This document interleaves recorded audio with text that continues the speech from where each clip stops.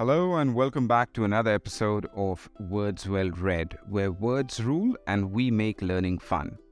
Today, we are going to learn two words that might not seem to have much in common at first, but are both really interesting. Let's start with the first one. Atone. Atone. Now, what does it mean to atone? Well, to atone means to make amends or make up for a mistake or wrongdoing.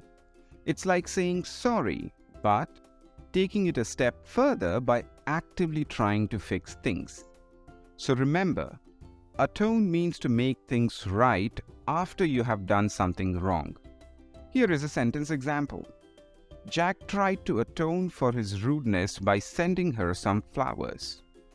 Next, we have avuncular. Avuncular. Avuncular is an adjective that describes someone who is kind, friendly, and helpful, especially in a paternal or uncle-like way. So if someone is described as avuncular, it means they are like a caring uncle, always there to offer a listening ear or a helping hand. Here is a sentence example. He adopts an avuncular tone of voice when giving advice to junior colleagues.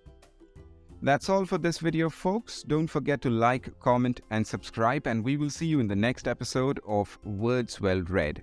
Thanks for watching.